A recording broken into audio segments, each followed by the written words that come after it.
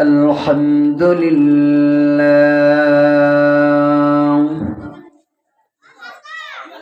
الحمد لله نحمده ونستعينه ونستغفره ونعوذ بالله من شرور أنفسنا ومن سيئات أعمالنا من يهده الله فلا مضل له ومن يضلله فلا هادي له ونشهد أن لا إله إلا الله وحده لا شريك له ونشهد أن سيدنا وسندنا وحبيبنا وطبيبنا ومولانا محمدا عبده ورسوله الذي أرسله بالحق بشيرا ونذيرا وداعيا إلى الله بإذنه وسراجا منيرا أما بعد فأعوذ بالله من الشيطان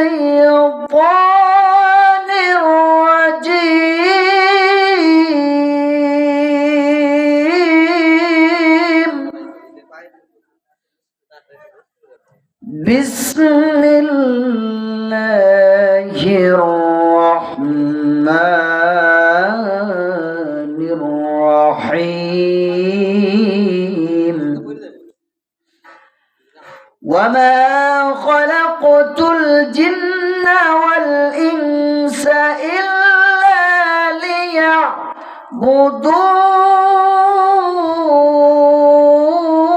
ليعبدون وقال تعالى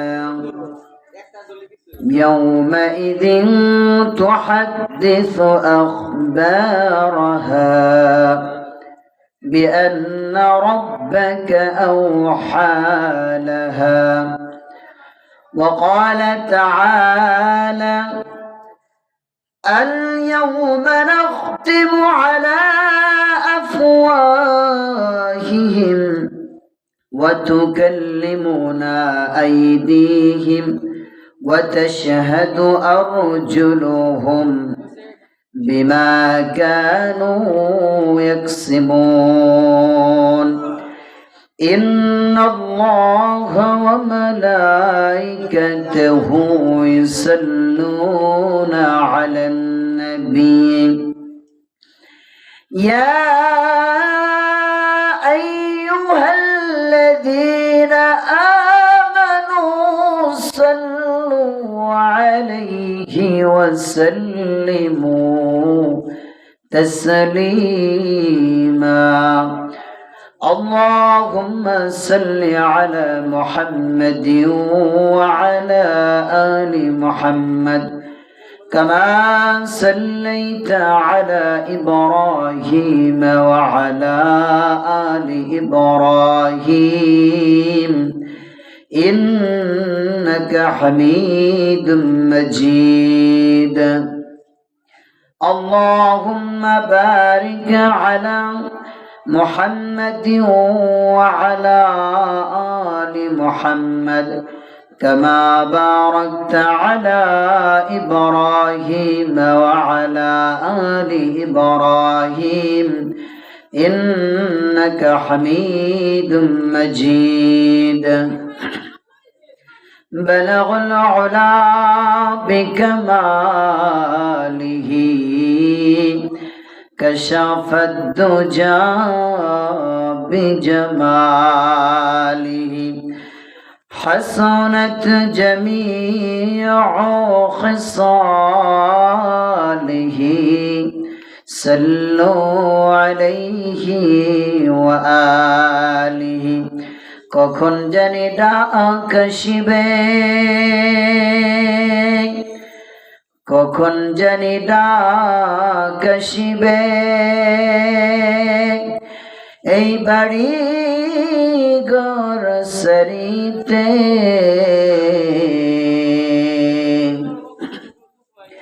এই বাড়ি ঘর ছেড়ে দিয়ে কবর দেশে চলিতে বলগুল উলা বিকমালিহি কশফত দুজা বিজমালিহি حسنت جميع خصاله صلوا عليه وآله لا إله إلا الله لا إله لا إله إلا الله لا إله إلا الله لا إله إلا الله لا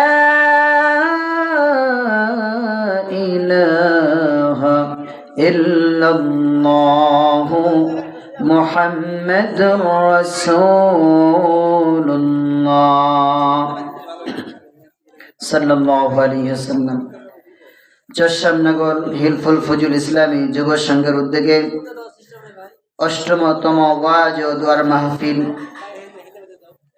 আল্লাহ পাক রব্বুল আলামিন ওই সমস্ত লোকদেরকে কবুল করে নেন, মঞ্জুর করে নেন যারা এই মাহফিল করার জন্য অনেক পরিশ্রম মুজাহাদা কষ্ট করে আজকে এই মাহফিলকে দাঁড় করিয়েছেন। আল্লাহ পাক রব্বুল আলামিন যেন সকলের কষ্ট মুজাহাদাকে কবুল করে নেন। আল্লাহ পাক রব্বুল আলামিন আমাদের সকলকে দুনিয়ার জমিনে পাঠিয়েছেন একটা উদ্দেশ্য নিয়ে। কেউ কোনো উদ্দেশ্য ছাড়া কোনো কাজ করে না। আমরা যারা দুনিয়ার মানুষ আছি আমরা কোনো স্বার্থ ছাড়া আমরা কোনো কিছু করি না, কোনো উদ্দেশ্য ছাড়া আমরা কোনো কিছু করি না। আল্লাহ পাক রব্বুল আলামিন আমাদেরকে একটা উদ্দেশ্য দিয়ে তারপরে পাঠিয়েছেন। এমনিতে আমাদেরকে পাঠান নাই যে আমরা দুনিয়ার জমিনে শুধু খানা খাবো, ঘুমাবো আর কাজ করব, এরকম এই উদ্দেশ্যে আল্লাহ পাক রব্বুল আলামিন আমাদেরকে পাঠান নাই। আমাদেরকে একটা উদ্দেশ্য দিয়ে পাঠিয়েছেন। সে উদ্দেশ্য আল্লাহ পাক রব্বুল আলামিন পবিত্র কালামের মধ্যে বলেন, ওয়ামা খালাকাতুল জিন্না ওয়াল ইনসা ইল্লা লিয়াবুদুন। আল্লাহ পাক রব্বুল আলামিন বলেন, আমি মানুষ এবং জিন জাতিকে আমার ইবাদত করার জন্য আমি সৃষ্টি করেছি। আমি তাদেরকে দুনিয়ার জমিনে প্রেরণ করেছি, সৃষ্টি করেছি যে তারা আমার ইবাদত করবে। মানুষ এবং জিন জাতি তারা আমার ইবাদত করবে।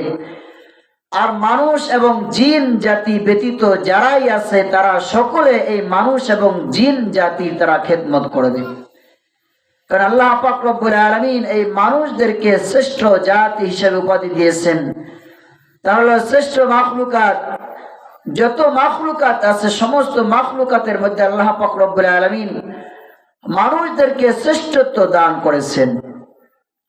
এই মানুষগুলো যখন আল্লাহর ইবাদত করে, আল্লাহর গোলামি করে, আল্লাহ পাক রব্বুল আলামিনের বন্দেগী করে, এই মানুষদের চেয়ে শ্রেষ্ঠ আর কিছুই হতে পারে না। কিন্তু আল্লাহ পাক রব্বুল আলামিন বলেন, যখন এই মানুষগুলো, শ্রেষ্ঠ মানুষগুলো যখন এমন এমন জঘন্য কাজ করে, বেহায়াপনা কাজ করে, গুনার কাজ করে, তখন সেই মানুষগুলো আর শ্রেষ্ঠত্ব থাকে না। সেই মানুষগুলো কখনো কখনো চতুষ্পদ জানোয়ারের চেয়ে নিকৃষ্ট হয়ে যায়। এই জন্যই এই মানুষকে আল্লাহ পাক রব্বুল আলামিন শ্রেষ্ঠ সৃষ্টির মধ্যে শ্রেষ্ঠত্ব দান করেছেন, কারণ তারা আল্লাহ পাক রব্বুল আলামিনের হুকুম অনুযায়ী চলবে, রাসূলের সুন্নাত অনুযায়ী চলবে। তারা আল্লাহ পাক রব্বুল আলামিনের যে আদেশ অনুযায়ী তাদের জীবনকে চালাইবে, রাসূলের সুন্নাত অনুযায়ী তাদের জীবনকে তারা চালাইবে। কিন্তু যখন এই মানুষগুলো আল্লাহর হুকুম ছেড়ে দিয়ে, আল্লাহর ইবাদত ছেড়ে দিয়ে, আল্লাহর বন্দেগী ছেড়ে দিয়ে তারা গুনাহে লিপ্ত হয়ে যায়, নাফরমানিতে লিপ্ত হয়ে যায়, অপকর্ম নাফরমানিতে লিপ্ত হয়ে যায়, তখন আল্লাহ পাক রব্বুল আলামিন সেই বান্দাদের উপর নারাজ হয়ে যান। আল্লাহ পাক রব্বুল আলামিন বান্দাকে ডেকে ডেকে বলে, ও বান্দা, তোমাদেরকে তো আমি অনেক মহব্বত করে দুনিয়ার জমিনে পাঠিয়েছিলাম যে তোমরা আমার ইবাদত করবে, আমার গোলামি করবে, আমার বন্দেগী করবে, কিন্তু আজকে তো তোমরা নাফরমানি করতেছো। আল্লাহ পাক রব্বুল আলামিন বলেন, বান্দা, আজকে তোমাকে আমি দুনিয়ার জমিনে ছেড়ে দিলাম, কিন্তু আমার কাছে কিন্তু একদিন আসতে হবে। যেমন ছেলেরা কাগজ কেটে কেটে ঘুড়ি বানায়, সেই ঘুড়িটা যখন আকাশে উড়িয়ে দেয়, উড়িয়ে দেওয়ার পরে ঘুড়িটা আকাশে যাওয়ার পরে মালিককে ডেকে ডেকে বলে, ও মালিক, আমি তো এখন অনেক উপরে উঠতেছি, আমি আর তোমার কাছে যাব না। কিন্তু সেই ঘুড়ির যে মালিকটা আছে তার হাতে রশি থাকে, সে বলে, ঘুড়ি তুমি যেখানেই যাও না কেন, রশি কিন্তু আমার হাতে, যখন তোমাকে আমি টান দিব তখন কিন্তু আর তুমি আকাশে থাকতে পারবে না, উপরে থাকতে পারবে না, আমার কাছেই চলে আসতে হবে। এই জন্য আল্লাহ পাক রব্বুল আলামিন বলে, বান্দা, আমি মানুষ এবং জিন জাতিকে আমার ইবাদত করার জন্য সৃষ্টি করেছি, আমার গোলামি করার জন্য সৃষ্টি করেছি। এই বান্দা যখন আমার ইবাদত করে, আমার বন্দেগী করে, আমার গোলামি করে, তখন আমি ফেরেশতাদেরকে ডেকে ডেকে বলি, ও ফেরেশতার দল, দেখো আমার বান্দাগুলো আমার ইবাদত করতেছে, আমার গোলামি করতেছে, আমার কদমে সিজদা দিতেছে। তোমরা সাক্ষী থাকো যে এই বান্দাগুলোকে আমি বিবেক দিয়েছি, আমি তাদেরকে স্বাধীনতা দিয়েছি। তারা মনে চাইলে আমার কদমে সিজদা দিতে পারে, আবার নাও দিতে পারে, কিন্তু তাদের ইচ্ছা শক্তি থাকার পরেও, স্বাধীনতা থাকার পরেও যারা আমার কদমে সিজদা দিতেছে, আমার হুকুম পালন করতেছে, আমার আদেশ মেনে চলতেছে, ও ফেরেশতারা তোমরা সাক্ষী থাকো, এই বান্দাদের জন্য আমি নির্ধারিত রাখলাম জান্নাত। এমন জান্নাত যেই জান্নাত কল্পনাও করা যায় না। এত সুন্দর সুন্দর জান্নাতের মধ্যে আল্লাহ পাক রব্বুল আলামিন নাজ নিয়ামত রেখেছেন, এত দামি দামি নাজ নিয়ামত, যেই নিয়ামতের কথা কল্পনাও করা যায় না। আজকে দুনিয়ার মানুষ যেই সুখ চায়, শান্তি চায়, দুনিয়ার জমিনে সুখ শান্তি চায়, আরামে থাকতে চায়, কিন্তু দুনিয়ার মানুষ ভুলে যায় যে এই দুনিয়াটা তো আসল ঠিকানা না। আমাদের ঠিকানা হলো কবর, আসল ঘর। কবর আমাদের আসল ঘর, এই দুনিয়া তো আসল ঠিকানা না। একদিন তো আমাদের কবরে যেতে হবে, কবরে চলে যেতে হবে। আমি ওই অন্ধকার কবরের জমিনে কি আমল নিয়ে যাব, আমার সঙ্গের সাথী বানায়া কি নিয়ে যাব, আমাদের মধ্যে সেই টেনশন নাই, সেই চিন্তা ভাবনা নিয়ে আমরা দুনিয়ার জমিনে চলাফেরা করি না। আমরা শুধু চিন্তা করি দুনিয়াতে আমরা কিভাবে বেশি লাভবান হতে পারবো, বেশি টাকা পয়সার মালিক হতে পারবো, বেশি অর্থ সম্পদের মালিক হতে পারবো। আমাদের মাথায় সর্বদা এই চিন্তায় নিয়োজিত থাকি, আমরা এই চিন্তায় পেরেশানি থাকি কিভাবে আমরা দুনিয়াতে বেশি লাভবান হতে পারবো, বেশি দুনিয়ার জমিনে কিভাবে টাকা পয়সা অর্জন করতে পারবো। এই জন্য এই চিন্তা ভাবনায় আমরা সর্বদা ব্যস্ত থাকি। এই জন্য আমরা কখন আমাদের গুনাহ হয়, কখন আমাদের নেক আমল হয়, সেই চিন্তা আমাদের মধ্যে নাই। আমরা সকাল থেকে নিয়ে সন্ধ্যা পর্যন্ত আমাদের কতটুকু আল্লাহর হুকুম করলাম, কতটুকু আল্লাহর আদেশ মানলাম, কতটুকু আল্লাহর গোলামি করলাম সেই চিন্তা ভাবনা আমাদের মধ্যে নাই। আমাদের জিন্দিগিটা তো গুনাহ দ্বারা ভরপুর, আমাদের সেই টেনশন নাই।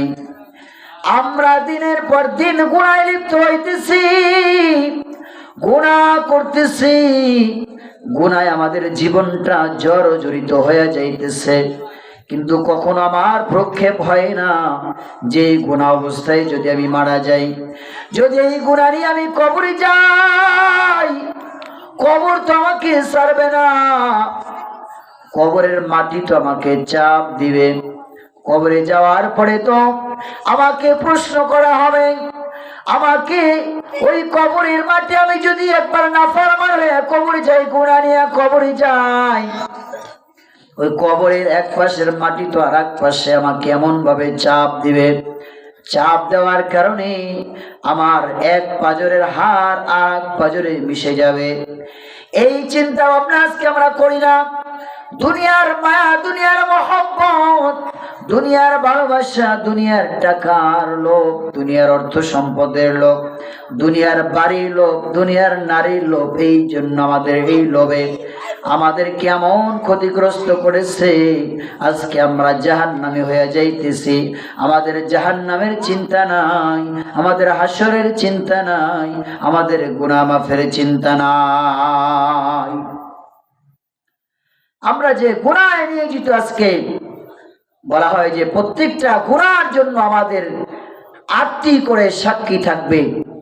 আমরা যখনই কোনো গুনাহ করি না কেন, এই গুনাহের জন্য আমাদের বিপক্ষে 8টি জিনিস আমাদের বিপক্ষে সাক্ষী দিবে।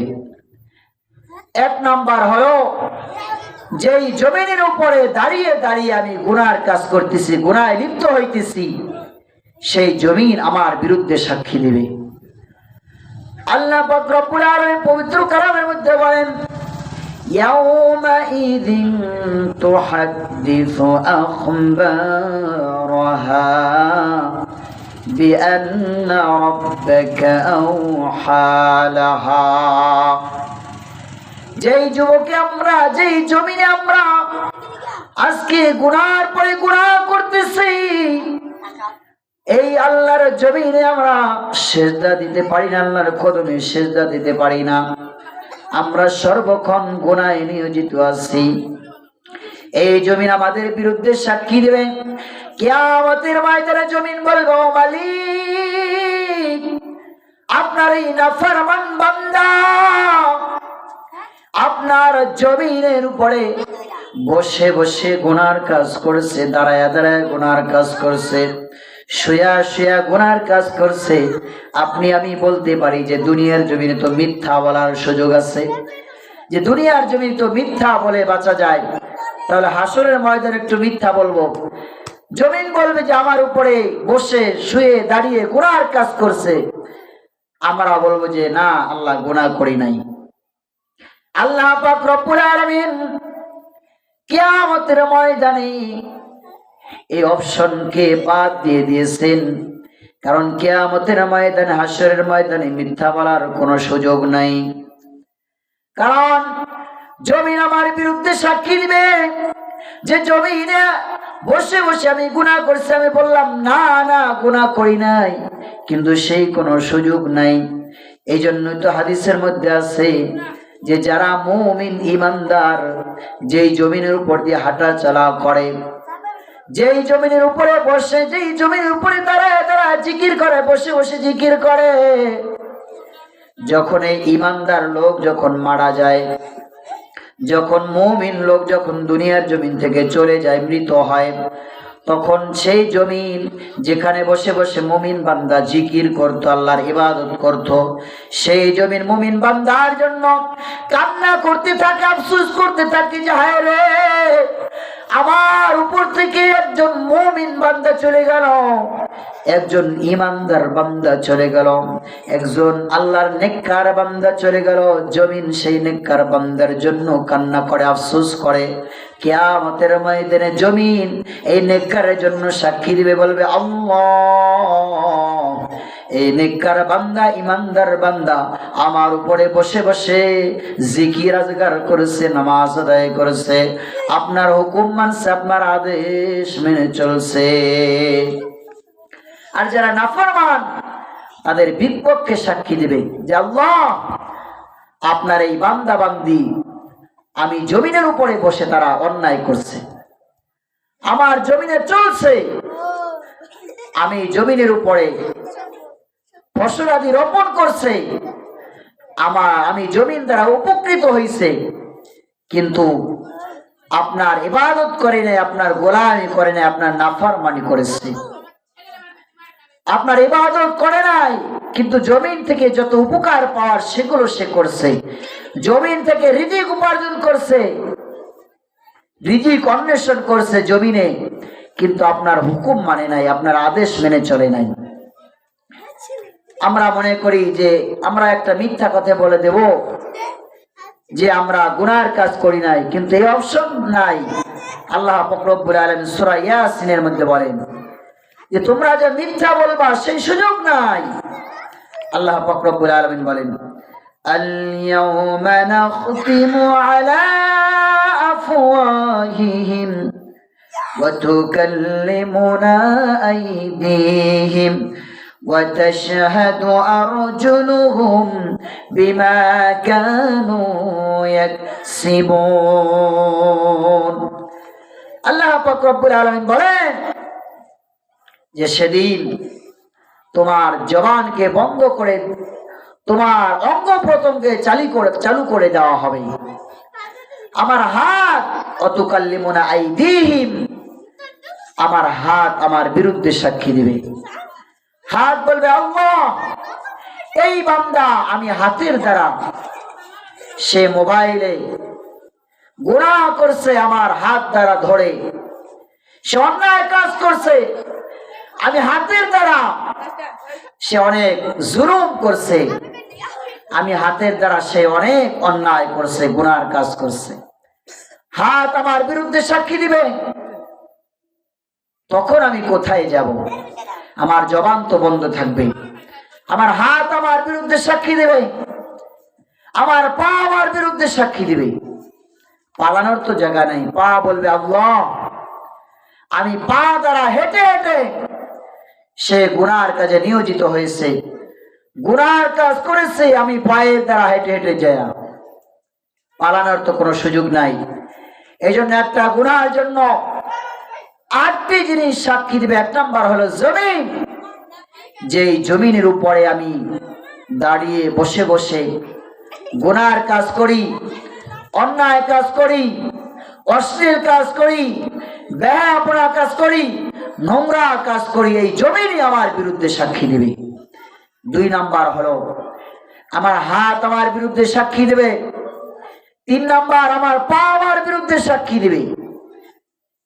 আমরা প্রশ্ন করতে পারি মনে মনে যে অনেকে তো আছে হাত নাই পা নাই, অনেক ভিক্ষুক আছে যাদের হাতও নাই পাও নাই, তারা নিজেদের দেহ দ্বারা গড়ায়া গড়ায়া তারা একটা প্লেট নিয়ে ভিক্ষা করে, তাদের হাতও নাই পাও নাই, কিন্তু তাদের বিরুদ্ধে কি কোনো সাক্ষী নাই?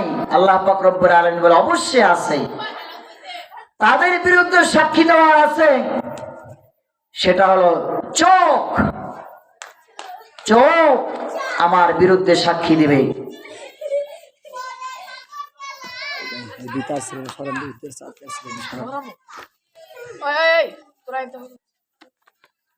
এই জন্য চোখ আমার বিরুদ্ধে সাক্ষী দিবে, পালানোর কোনো সুযোগ নাই। একের পরে এক আমার বিরুদ্ধে সাক্ষী দিতে থাকবে। যে যার হাত নাই, যার পা নাই, তার বিরুদ্ধে চোখ সাক্ষী দিবে। চোখ বলবে আল্লাহ আমি চোখের দ্বারা সে মোবাইলে বিভিন্ন গুনাহে লিপ্ত হয়েছে, সে মোবাইলে নাটক সিনেমা দেখছে, বেহায়াপনা, নারীর অশ্লীল নাচানাচি, উলঙ্গপনা সে মোবাইলে দেখছে, সে মোবাইলে চোখের দ্বারা বিভিন্ন গুনাহে লিপ্ত হয়েছে। যখন গুনাহ করি তখন যদি আমার এই চিন্তা আসে তাহলে আমি কখনো গুনাহে লিপ্ত হতে পারবো না। যে আমি যেখানেই গুনাহ করি না, আল্লাহ তো আমাকে দেখতেছে, আল্লাহর চোখ তো আমি ফাঁকি দিতে পারতেছি না। আমি একটা গুনাহ করতেছি, কিন্তু সাক্ষী তো দেবে 8টা জিনিস আমার বিরুদ্ধে সাক্ষী দেবে। তাহলে আমি গুনাহ করে কোথায় পলায়ন করব? আল্লাহর জমিনের বাইরে যায় তো আমি গুনাহের কাজ করতে পারবো না। তাহলে যেই জমিনের উপরে বসে বসে আমি গুনাহের কাজে লিপ্ত হই, সেই জমিন তো আমার বিরুদ্ধে সাক্ষী দিবে। যেই হাতের দ্বারা আমি গুনাহে লিপ্ত হই, সেই হাত তো আমার বিরুদ্ধে সাক্ষী দিবে। যেই পায়ের দ্বারা আমি গুনাহে লিপ্ত হই, সেই পাও তো আমার বিরুদ্ধে সাক্ষী দিবে। যেই চোখের দ্বারা আমি গুনাহে লিপ্ত হই, সেই চোখও তো আমার বিরুদ্ধে সাক্ষী দিবে। এই চোখের দ্বারা আমি কত গুনাহে লিপ্ত হই। যুবক বন্ধু, তুমি যখন ঘরে একাকী নির্জনে গোপনে রাতের অন্ধকারে যখন সকলের দরজাগুলো বন্ধ হয়ে যায়, তুমি চিন্তা করো যে এখন তো আমাকে কেউ দেখতেছে না, আমার মা ঘুমিয়ে গিয়েছে, আমার বাবা ঘুমিয়ে গিয়েছে, আমার দাদা দাদি, আমার আত্মীয় স্বজন সকলেই ঘুমিয়ে গিয়েছে, দুনিয়ার কোনো মানুষ আমাকে দেখতেছে না। এই জন্য তুমি গুনাহে লিপ্ত হইতেছ। কিন্তু তোমার মাথায় তো এই স্মরণ নাই যে তোমাকে 24 ঘন্টা আল্লাহ পাক রব্বুল আলামিন দেখেন। আল্লাহর চক্ষু থেকে তো আমি ফাঁকি দিতে পারবো না।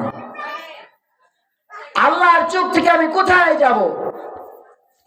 এই জন্যই তো ইউসুফ নবীকে যখন জুলাইখা ঘরে আবদ্ধ করলো,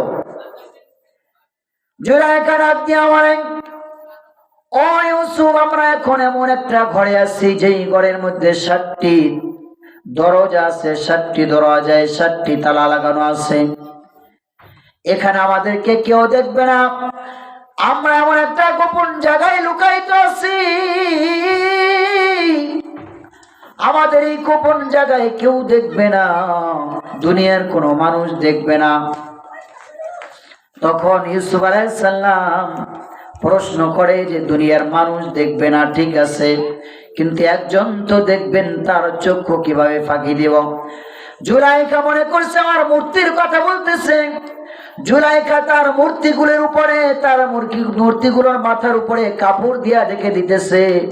জুলাইখা বলে, আমাদের খোদা, আমার যে খোদা আছে সেই খোদার মাথাগুলো ঢেকে দিতেছি, কারণ আমরা এখন এমন একটা কাজে লিপ্ত হব, আমরা এমন একটা গুনার কাজে লিপ্ত হব, অপকর্মে লিপ্ত হব, যেগুলো আমার খোদা যদি দেখে ফেলে তাহলে এটা খারাপ দেখা যায়, লজ্জার বিষয়। এই জন্য জুলাইখা মূর্তিগুলোর মাথার উপরে কাপড় দিয়ে ঢেকে দিতেছে। ইউসুফ আলাইহিস সালাম ডাক দিয়া বলেন, ও জুলাইখা, তুমি তোমার মাটি দিয়া বানানো মূর্তিগুলোকে তুমি কাপড় দিয়া ঢেকে দিলা, তোমার আর মূর্তিগুলো দেখতে পাবে না। কিন্তু আমার যে আল্লাহ, আমার যে মালিক রব, যে আল্লাহ, তিনি তো সব জায়গায় দেখেন, তার চক্ষু তো ফাঁকি দেওয়া যাবে না, তার চক্ষু তো ফাঁকি দিতে পারবো না। ইউসুফ আলাইহিস সালাম যখন জুলাইখাকে এরকম বুঝাইতে লাগলো, জুলাইখা কিছুতেই বুঝে না। ইউসুফ আলাইহিস সালামকে জুলাইখা খারাপ দৃশ্যগুলো দেখাইতেছে। তখন ইউসুফ আলাইহিস সালাম বলে, নাউযু বিল্লাহ, নাউযু বিল্লাহ। জুলাইখা ইউসুফ আলাইহিস সালামকে গুনাহের কাজে আকৃষ্ট করার জন্য জুলাইখা বলতেছে, ও ইউসুফ, তোমার চোখগুলো এত সুন্দর, তোমার চোখ এত সুন্দর যে তোমার চোখের মতো এত সুন্দর চোখ আর কখনো আমি দেখি নাই। তখন ইউসুফ আলাইহিস সালাম ডাক দিয়া বলতেছে, ও জুলাইখা, তুমি আমার চোখের প্রশংসা করতেছ। আমার যে চোখ, আমি যখন মরে যাব, মরে যাওয়ার পরে, কবরে যাওয়ার পরে আমার এই চোখ কিন্তু সর্বপ্রথম গলে যাবে, এই চোখের সৌন্দর্য থাকবে না।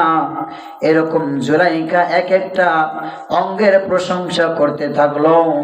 তখন ইউসুফ আলাইহিস সালাম বলে, ও জুলাইখা, তুমি যতই আমার প্রশংসা করো না কেন, যে অঙ্গের প্রশংসা করো না কেন, আমি মরণের পরে, মৃত্যু হয়ে যাওয়ার পরে আমার কোনো অঙ্গ প্রত্যঙ্গ থাকবে না, সেগুলো সবগুলো শেষ হয়ে যাবে, সেগুলো পোকার খাবার হয়ে যাবে, সেগুলো নষ্ট হয়ে যাবে, মাটির সাথে মিশে যাবে। ইউসুফ আলাইহিস সালাম যখন এরকম বলতে লাগলেন, জুলাইখা কিছুতেই বুঝলো না। যখন জুলাইখা তার নিকটবর্তী হয়ে গেল, তখন ইউসুফ আলাইহিস সালাম চিন্তা করলো, যেই মালিক আল্লাহ আমার ভাইয়েরা যখন শত্রুতা করে, আমার বাবার কাছ থেকে মিথ্যা বলে আমাকে তারা কূপের কাছে নিয়ে আমাকে কূপের মধ্যে ফেলে দিল, তখন তো যিনি আমাকে রক্ষা করেছিলেন আল্লাহ, আমি তো তখনই শেষ হয়ে যেতাম, কিন্তু আল্লাহ পাক রব্বুল আলামিন আমাকে উদ্ধার করেছেন, আমাকে সেই বিপদ থেকে আমাকে উদ্ধার করেছেন, আমাকে হায়াত দিয়েছেন, সেই আল্লাহ তো আজও আছে। ইউসুফ আলাইহিস সালাম এই চিন্তা ভাবনা করে তিনি যখন আল্লাহ বলে আল্লাহকে স্মরণ করে বললেন, মালিক, আমি এখন এমন একটা জায়গায় আছি যেই জায়গার মধ্যে কোনো সাহায্যকারী নাই, আপনার সাহায্য ছাড়া কোনো সাহায্যকারী নাই।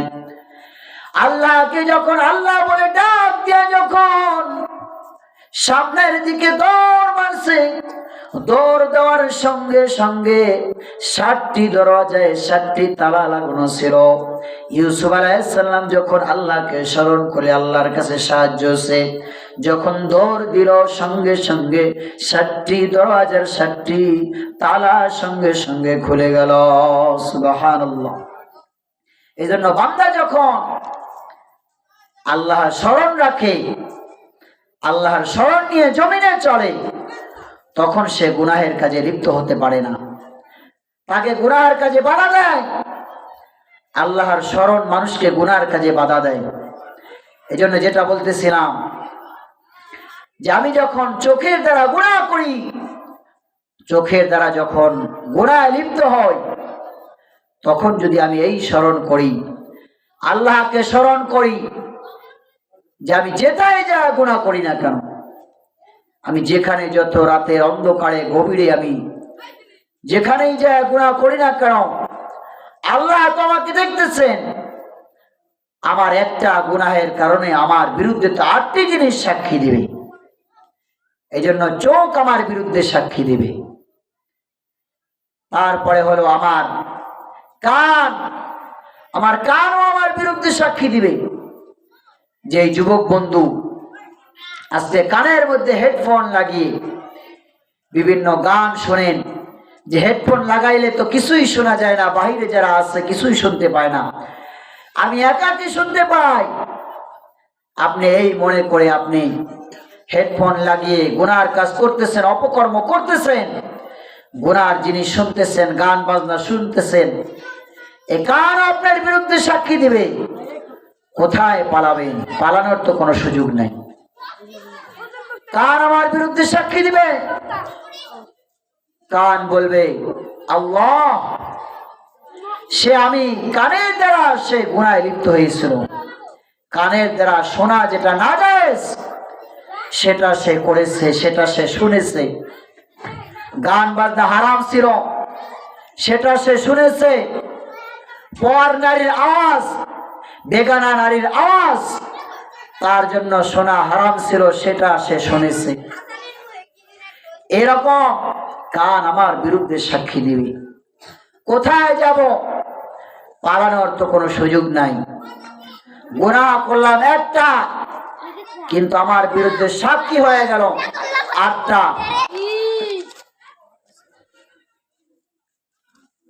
আমি গুনাহ করলাম একটা, আমার বিরুদ্ধে সাক্ষী দিবে 8টি জিনিস। 1 নাম্বার হলো জমিন, 2 নাম্বার হাত, 3 নাম্বার পা, 4 নাম্বার আমার চোখ, 5 নাম্বার আমার কান। আমার কান আমার বিরুদ্ধে সাক্ষী দিবে। তারপরে আমার শরীরে যে চামড়া আছে, এই চামড়া আমার বিরুদ্ধে সাক্ষী দিবে।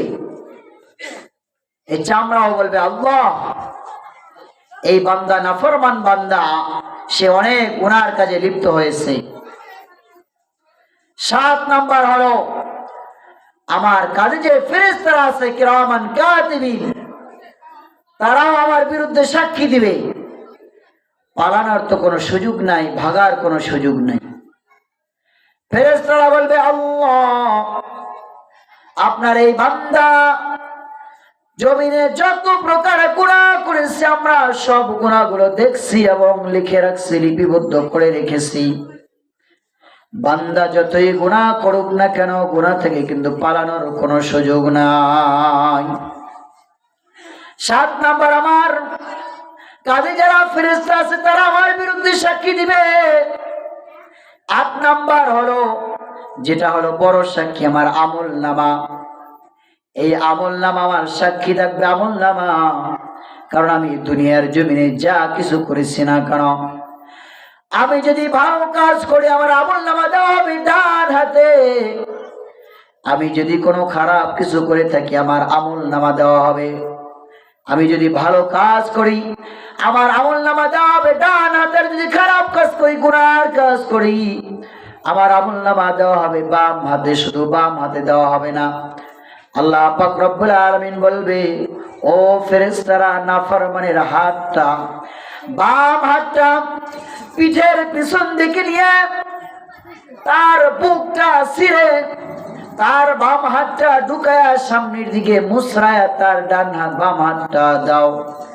যখন ফেরেশতারা তার বাম হাতটা তার পিঠের দিক থেকে চিড়ে বুকটা ফেড়ে যখন বাম হাতটা তার সামনে আনবে, সামনে এনে যখন তার বাম হাতে যখন আমল নামা দেওয়া হবে, সে চিৎকার মারবে, আল্লাহ, আমাকে যদি এই আমল নামা না দেওয়া হতো তাহলে তো কত ভালো হতো।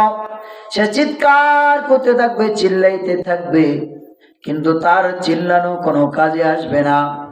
আর যারা ডান হাতে আমল নামা পাবে তারা দৌড়ায় দৌড়ায়া মানুষদেরকে দেখাইতে থাকবে, আত্মীয় স্বজনদেরকে দেখাইতে থাকবে, বন্ধু বান্ধবদেরকে দেখাইতে থাকবে, দেখো বন্ধু আমার আমল নামা, আমার কত সুন্দর আমল নামা, কত সুন্দর আমল নামা। দেখো আমার জীবনে যত ছোট থেকে ছোট আমল নামা আছে, একটা আমল নামাও বাকি যায় নাই, একটা নেকিও বাকি যায় নাই। দেখো সবগুলো এখানে লেখা আছে, লিপিবদ্ধ করা আছে। কত সুন্দর আমল নামা সে দেখাইতে থাকবে। দুনিয়ার জমিনে যখন কোন সন্তানেরা পরীক্ষা দেয়, পরীক্ষা দেওয়ার পরে যদি ভালো রেজাল্ট করে সকলকে ডেকে ডেকে বলে মাকে ডেকে বলে, মা আমার রেজাল্টটা অনেক ভালো হয়েছে। বাবাকে ডেকে বলে, বাবা আমার রেজাল্ট অনেক ভালো হয়েছে। আত্মীয় স্বজনকে ডেকে ডেকে বলে, ও আত্মীয় স্বজনের আমার রেজাল্ট ভালো হয়েছে। খুশিতে আনন্দতে আমরা মিষ্টি খাওয়াই। হাসরের ময়দানে এটা তো দুনিয়ার সামান্য পরীক্ষা, আর হাসরের ময়দানে যারা আমল নামাটা ডান হাতে পাবে তারা আনন্দে দৌড়াইতে থাকবে আর মানুষদেরকে দেখাইতে থাকবে, দেখো দেখো আমার কত সুন্দর আমল নামা। আল্লাহ পাক রব্বুল আলামিন যা আমার সাথে ওয়াদা করেছিলেন সব কিছু আল্লাহ পাক রব্বুল আলামিন আমাকে পুঙ্খানুপুঙ্খানুভাবে বুঝিয়ে দিয়েছেন। এরকম আনন্দ তার মধ্যে কাজ করতে থাকবে। আর যে লোকটা নাফরমান, দুনিয়ার জমিনে গুনার কাজ করেছে, অন্যায় করেছে, সে সেই বদ আমল নামা, গুনাহের আমল নামা নিয়ে সে চিৎকার করতে থাকবে আর আফসোস করতে থাকবে, বলবে হায় আফসোস,